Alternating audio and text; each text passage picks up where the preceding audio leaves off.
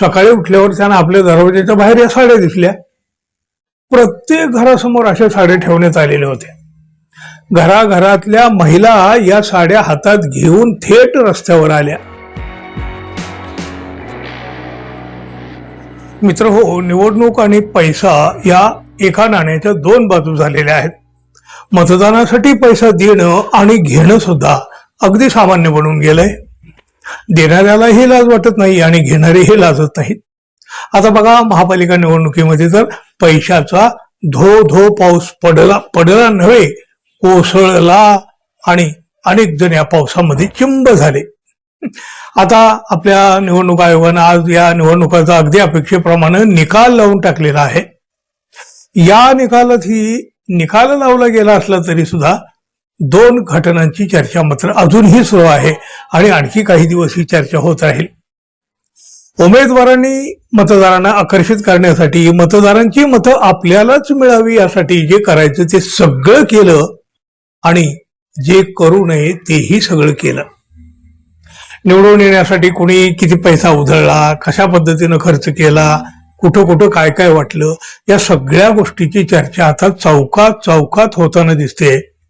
पण त्यापेक्षा सुद्धा जास्त चर्चा उमेदवारानं मतदारांना कसं उल्लू बनवलं याची अधिक होते. बघा, आता पुण्यातल्या एका उमेदवारानं मतदारांची, चक्क मतदार राजाचीच मोठी फसवणूक केली. पण ही फसवणूक जेव्हा उघडी पडली ना, तेव्हा मात्र या उमेदवाराला मिळणारी मतं सुद्धा नक्की कमी झाली असतील.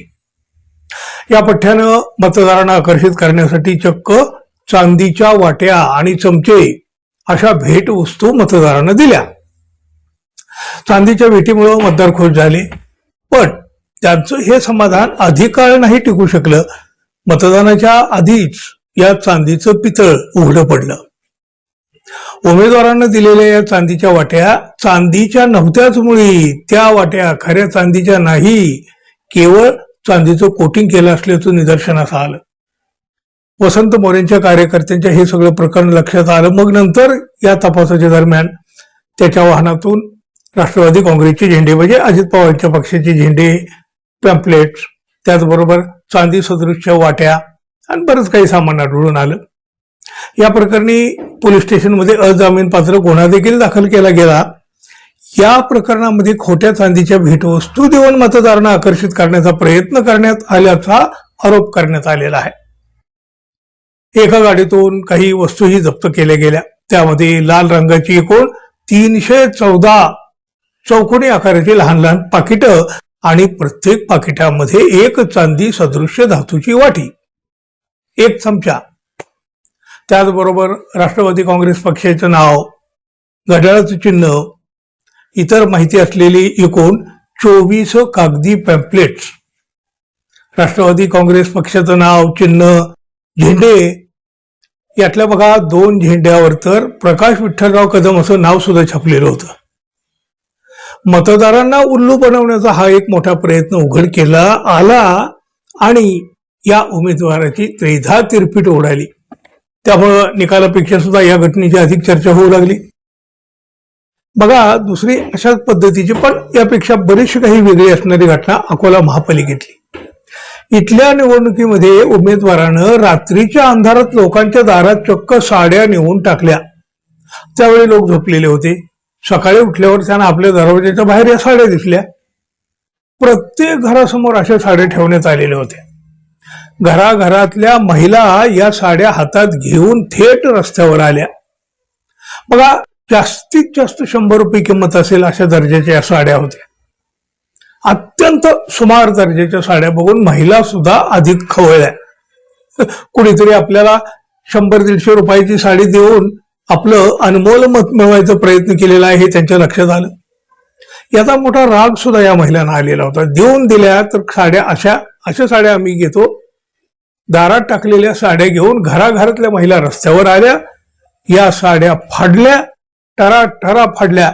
आपल्या मनातला राग बाहेर काढला, पण तेवढ्यावरही त्यांचं समाधान झालं नाही. त्यांनी शेवटी या साड्यांना काडी लावून या साड्या भर रस्त्यावर पेटवून दिल्या, आग लावली या साड्यांना. हा व्हिडिओ बघा तुम्ही.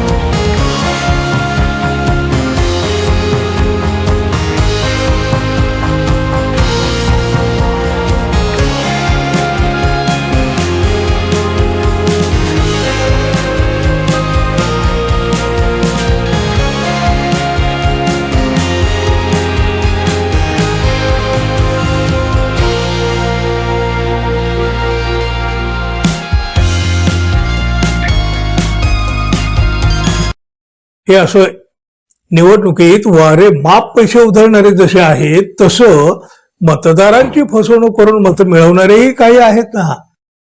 पण जेव्हा त्यांचं पिंग फुटताना मित्रांनो तेव्हा त्यांना तोंड दाखवायला सुद्धा जागा उरत नाही. यावेळच्या निवडणुकीचा हा आणखी एक रंग मतदारांना पाहायला मिळाला हे मात्र नक्की. धन्यवाद. पुन्हा भेटू. नमस्कार.